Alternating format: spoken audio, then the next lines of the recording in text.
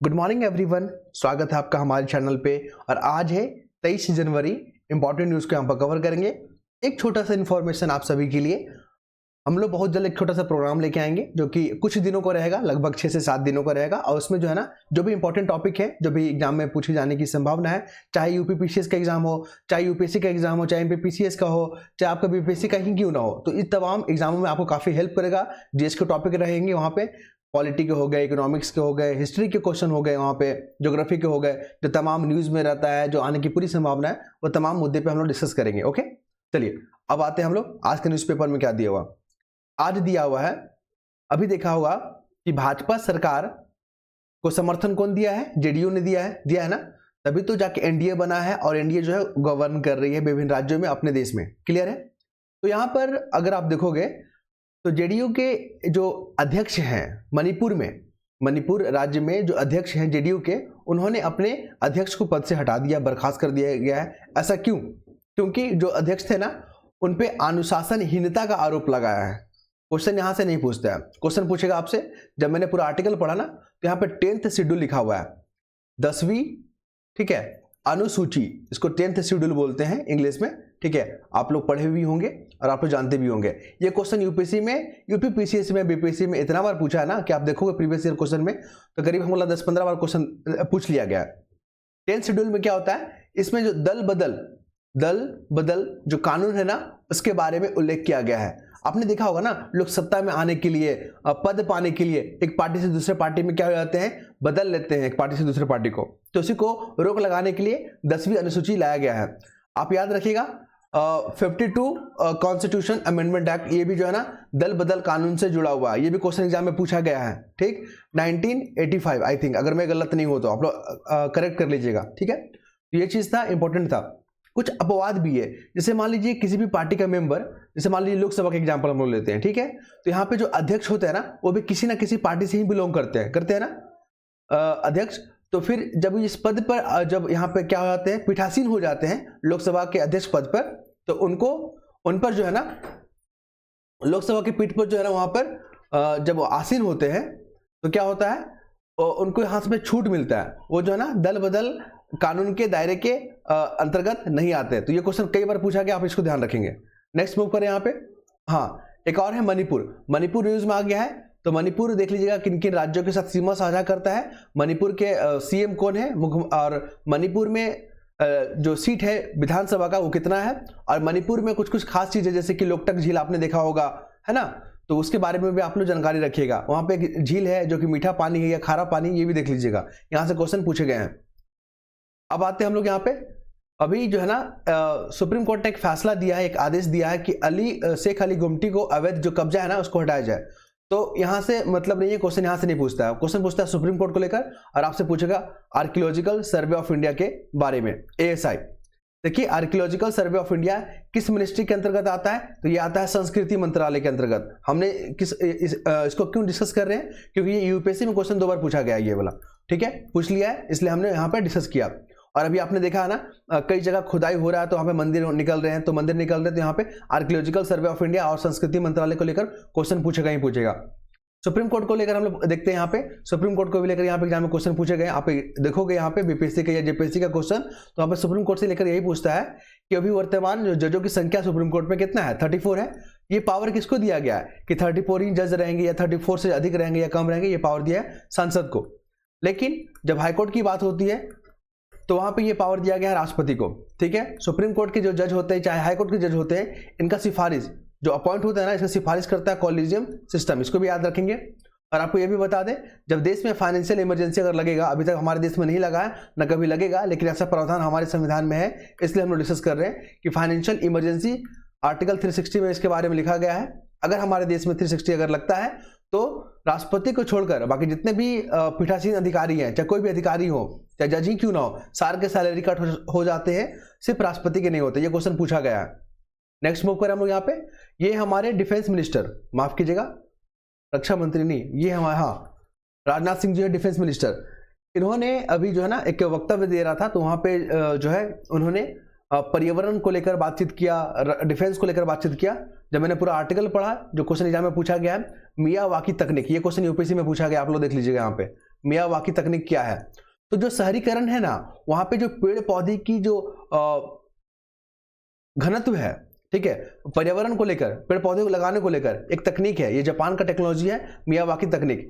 ठीक है, शहरों में किस तरह पेड़ पौधे को यहाँ पर लगाएं उसके बारे में यहाँ पे जिक्र करता है मियावाकी तकनीक। ये पहला हो गया। दूसरा याद रखिएगा, इस बार बजट में आपने देखा होगा कि 100 नए सैनिक स्कूल स्थापना करने का यहाँ पे प्रावधान किया गया। 2 हो गया। यहाँ पे क्वेश्चन पूछेगा मेंस में आपसे कि सरकार ने पर्यावरण को बढ़ावा देने के लिए पर्यावरण अनुकूल कौन कौन सी योजनाएं रखा है। तो यहाँ पर मिशन लाइफ के बारे में बात कीजिएगा, मिशन लाइफ के बारे में बात कीजिएगा। फिर प्रो प्लैनेट पीपल्स के बारे में बात कीजिएगा, P3। ठीक है, प्रो प्लैनेट पीपल मतलब ऐसा गतिविधियां, ऐसा दिनचर्या जो पर्यावरण के अनुकूल हो। राष्ट्रीय हरित हाइड्रोजन मिशन के बारे में बात कीजिएगा, हरित ऋण कार्यक्रम के बारे में बात कीजिएगा, एक पेड़ माँ के नाम यहाँ पे उल्लेख कीजिएगा। ठीक है, फिर हम लोग बात करेंगे क्लाइमेट चेंज के कारण। देखिए, क्लाइमेट चेंज के कारण आपने देखा होगा कि केरल हो गया, हिमाचल प्रदेश हो गया, उत्तराखंड हो गया, सिक्किम हो गया, इन तमाम राज्यों में जो है ना यहाँ पे बाढ़ देखने को मिला। ये सब क्लाइमेट चेंज के कारण ही हुआ है।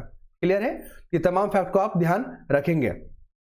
नेक्स्ट मूव करें। यहाँ पे ये कोटेशन को याद रखिएगा, आपको आंसर राइटिंग में हेल्प कर सकता है। सब्र जिंदगी के मकसद का दरवाजा खोलता है, क्योंकि सिवा सब्र के उस दरवाजे की कोई चाबी नहीं होता। जो जीवन का जो मकसद होता है ना, ये आपको सब्र से ही सीखने को मिलेगा। नेक्स्ट मूव करें यहाँ पे हम लोग। तो देखिए, अभी जो है ना अमेरिका के राष्ट्रपति डोनाल्ड ट्रंप हो गए, तो उन्होंने जैसे ही अपनी सत्ता संभाला तो कई जो है ना कड़े फैसले लिए हैं, जिसमें पहला है आव्रजन को लेकर, नागरिकता को लेकर यहाँ पे बातचीत किया गया, H1 वीजा को लेकर यहाँ पे बातचीत किया गया। कुल मिलाकर जब हम लोग यहाँ पे पढ़ें तो यहाँ पर देखा गया है कि नागरिकता को लेकर वहाँ पे एक प्रावधान था कि जो भी बच्चे का जन्म अमेरिका की धरती पर हो जाता है ना, तो उसको वहाँ की नागरिकता मिल जाएगा। ये स्वतः प्रावधान है, तो इसको हटाने को लेकर फैसला लिया गया है डोनाल्ड ट्रंप जी के द्वारा। क्लियर है, तो वहाँ के कई राज्यों में जो है इस डिसीजन का यहाँ पे विरोध किया जा रहा है और इसको जो है वहाँ के कोर्ट में दाखिल किया गया। ये हो गया। साथ ही जो H1B वीजा क्या होता है, H1B वीजा जो होता है ना, जो भी गैर अमेरिकी नागरिक हैं वो लोग चाहते हैं कि हम अमेरिका में रहकर काम करें, फिर वहां पे रहें, तो ये चीज उसको H1 वीजा के माध्यम से वहां पर रहने का और काम करने का अधिकार मिलता है। क्लियर, ये तमाम चीजों को याद रखिएगा, क्योंकि पीटी में क्वेश्चन पूछ सकता है कि H1 वीजा जो है किन देशों में फेमस है या किन देशों से जुड़ा हुआ है। नेक्स्ट मूव करें यहाँ पे विवाद की बुनियाद। यहाँ पे बात करेंगे UGC को लेकर। ये जो है ना UGC, ठीक है, विश्वविद्यालय जो है यहाँ पे अनुदान आयोग के बारे में यहाँ पे चर्चा किया गया है। देखिए, जो वाइस चांसलर होते हैं ना, उसका अपॉइंटमेंट कौन करता है, गवर्नर करता है ना। और गवर्नर कैसे करता है, तो यहाँ की जो सरकार होती है ना, वो सिफारिश करती है गवर्नर को, तब जाके वो वाइस चांसलर को अपॉइंट करते हैं। तो यहाँ पे UGC में इस प्रावधान को हटाया गया है। अब जो है ना गैर जो पेशेवर होंगे, गैर मतलब प्रोफेसर होंगे, वो भी जो है बन सकते हैं वाइस चांसलर। तो इसी को लेकर यहाँ पे विरोध जताया जा रहा है। ठीक है, ये हमारे जो है ना संघीय ढांचा को नुकसान पहुंचा सकता है। साथ ही यहाँ पे जो निर्वाचित जो सरकार है उसके पावर को यहाँ पे सीमित कर सकता है। इसको लेकर यहाँ पे बताया, यहाँ पे विरोध किया जा रहा है। नेक्स्ट मूव पर यहाँ पे तो गांव की कीमत पर, ये एडिटोरियल पेज है। यहाँ पे जो है ना गांव में क्या समस्याएं हैं, शहरों में क्या समस्याएं हैं, शहरों की क्या खासियत है, गांव में क्या खासियत है, इन तमाम मुद्दे पे बात किया गया। मेंस में यहाँ से क्वेश्चन पूछेगी, जाने की पूरी संभावना है। सबसे पहले हम लोग देख लेते हैं, हम लोग जो गाँव के लोग होते हैं ना, वो लोग रोजगार की बेहतर संभावनाओं के कारण शहरों की यार क्या करते हैं, प्लान कर जाते हैं। ठीक है, और गाँव को छोड़ देते हैं, अपने पुश्तैनी गाँव को छोड़ देते हैं यहाँ पे। तो ये चीज के बारे में डिस्कस किया गया। दूसरा हम लोग बात करेंगे यहाँ पे शहरी अवसंरचना विकास निधि क्या है। ये जो है ना शहरों में अवसंरचना को विकास करने के लिए, जो इंफ्रास्ट्रक्चर उसको डेवलपमेंट करने के लिए सरकार के द्वारा ये योजना को लॉन्च किया गया। 2 हो गया। अब हम लोग बात करेंगे यहाँ पे शहरों में क्या क्या जो है यहाँ पे नकारात्मक पक्ष है, मतलब शहरों अगर शहरीकरण होता है ना, तो वहाँ पे नकारात्मक पक्ष क्या देखने को मिलता है। देखिए, वहाँ पे अभी वर्तमान समस्या की अगर बात करें ना, तो बढ़ती आबादी, मतलब वहाँ आबादी बढ़ रहा है शहर में ना, तो वहाँ पे अपराध बढ़ जा रहा है, ये नेगेटिव पक्ष है। फिर वहाँ पे बेरोजगारी देखने को मिल रहा है, अपर्याप्त बुनियादी ढांचा देखने को मिल रहा है, साधारण बरसात में भी बाढ़ आ जाता है, मतलब हल्का सा बारिश हुआ नहीं कि वहाँ पर बाढ़ आ गया शहरों में। फिर वहाँ पे ध्वनि प्रदूषण, सड़क दुर्घटनाएं, अपर्याप्त परिवहन, असंगठित कॉलोनी और लगातार बसावट, ये तमाम जो है प्रॉब्लम है शहरों में। याद रखिएगा, मेंस में ऐसे ही क्वेश्चन पूछता है आपसे कि वहाँ पे क्या समस्या है, सरकार से निपटने के लिए क्या कोशिश कर रहा है। उसके बाद हम लोग बता दें, यहाँ पे लिखा हुआ है दूर के ढोल सुहावा लगे, मतलब दूर से ही सब कुछ अच्छा लगता है। यहाँ पे गांव के बारे में बात किया गया है कि गांव के लोगों को जब पता चलता है कि शहरों में बहुत ज़्यादा संभावना है या वहाँ पर रोजगार के लिए बहुत अच्छा वहाँ पे साधन है, वहाँ पे अच्छा एजुकेशन मिलेगा, वहाँ पे अच्छा जो है स्वास्थ्य सुविधाएं मिलेगा, तो ये गाँव लोगों को लगता है कि वहाँ पे सब कुछ इजी में मिल जाएगा, लेकिन जब वहाँ पहुँचते हैं तो उनको लगता है कि यहाँ पे बहुत मेहनत करना पड़ रहा है, बहुत यहाँ पे कंपटीशन है, ठीक है। ये तमाम समस्या यहाँ पर देखने को मिलता है। गांव की खासियत की अगर बात करें तो गांव में जो है ना पर्यावरण अनुकूल जो वहाँ पे मेथड को अपनाया जाता है, ये उनकी जो है खासियत है। अगर हम लोग बात करें यहाँ पे शहरीकरण का प्रभाव क्या पड़ता है, देखिए शहरीकरण जब होता है ना तो वहाँ पे जो नदी होता है, समुद्र होता है, तालाब होता है, खेत होता है, नहर होता है, जंगल होता है, पर्वत होता है, स्वच्छ जलवायु होता है, उस पर नेगेटिव इंपैक्ट पड़ता है। ये तमाम हमने पॉइंट पे बात किया, यही सब क्वेश्चन जो एग्जाम में देखने को मिलेगा आपसे। अब आते हैं यहाँ पे हमारा अमेरिका डॉलर के मुकाबले हमारा जो रुपया है ना वो उछलकर इतना हो गया। जब रुपया मजबूत होता है तो याद रखिएगा, यह क्वेश्चन आपका यूपीएससी में पूछा था कि रुपया जब मजबूत होता है ना तो हमारे अर्थव्यवस्था पर क्या प्रभाव पड़ता है। तो रुपया जब मजबूत होता है तो हमारा एक्सपोर्ट जो है ना कम हो जाता है, ठीक है, और इंपोर्ट क्या हो जाता है। रुपये जब मजबूत होता है तो हमारा एक्सपोर्ट क्या हो जाता है, क्या एक्सपोर्ट हमारा एक्सपोर्ट जो है हमारा कम हो जाता है, ठीक है। और जब हमारा रुपया कमजोर होता है ना तो एक्सपोर्ट क्या हो जाता है, बढ़ जाता है, ठीक है। ये चीज को याद रखिएगा।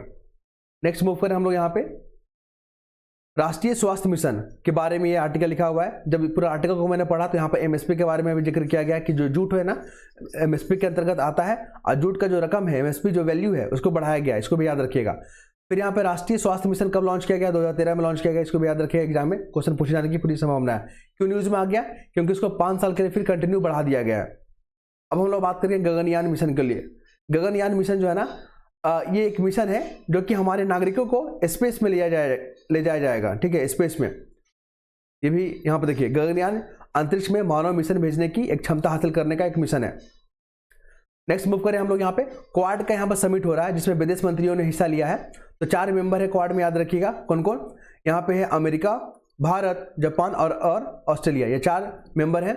आपको बता दें यहाँ पे क्वाड जो है आई थिंक 2017 में बना है, आप लोग कंफर्म हो लीजिएगा, ठीक है, बाकी हम इसको कंफर्म करवाएंगे। इसका मकसद क्या है क्वाड का, तो ये 4 राष्ट्र जो है ना इस बात पर कायम है कि समुद्री क्षेत्र सहित सभी क्षेत्रों में अंतर्राष्ट्रीय कानून लागू हो, अस्थिर जो आर्थिक अवसर है, जो इकोनॉमिक अपॉर्चुनिटी है सभी के लिए उपलब्ध हो, शांति हो, स्थिरता हो, सुरक्षा हो और हिंद प्रशांत के लोगों का विकास हो। ये इसका उद्देश्य है, क्योंकि चाइना जो है ना बेवजह लोगों की जो जमीन है, जो वहाँ पर एरिया है उस पर दखल देता है, उसी को रोकने के लिए क्वाड बनाया गया है। नेक्स्ट मूव करें गणतंत्र दिवस के बारे में, यहाँ पे जिक्र किया गया रिपब्लिक डे 26 जनवरी को सेलिब्रेट किया जाएगा, आपको पता ही है। तो वहाँ पे जो है ना इस बार जो रक्षा जो हमारा मिनिस्ट्री है, मंत्रालय है, जितना भी वहाँ पे प्रोग्राम होता है ना गणतंत्र दिवस पे दिल्ली में, सारे ऑर्गेनाइज रक्षा मंत्रालय करता है, याद रखिएगा। और इस बार जो थीम है ना रक्षा मंत्रालय ने 2025 को रक्षा में सुधार वर्ष के रूप में अनाउंस किया गया है, इसको याद रखेंगे आप। फिर ये अफीम वाला एरिया है, हमने कई बार डिस्कस किया है गोल्डन ट्रायंगल के बारे में। ये कोल माइंस वाला एरिया है, ये क्वेश्चन बीपीएससी में बहुत बार पूछता है, यूपीपीसीएस में भी नीलगिरी के बारे में पूछ लिया है। फिर यहाँ पे आप देखोगे पोर्ट के बारे में बीपीएससी ने इस बार क्वेश्चन पूछा है, इसको भी याद रखेंगे आप। फिर यहाँ पर बात करेंगे पर्वत के बारे में, यहाँ पे काराकोरम, लद्दाख, जास्कर ऐसे भी पूछ देता है नॉर्थ साउथ अरेंज करने के लिए। फिर मणिपुर अभी न्यूज़ में आया था ना, मणिपुर देख लीजिए, नागालैंड, मिजोरम, असम के साथ सीमा साझा करता है। नेक्स्ट मूव करें, ये तमाम फैक्ट को हमने डिस्कस किया। आई होप आप लोगों को पसंद आया होगा, और पसंद आया होगा तो अपना फीडबैक देना ना भूलें।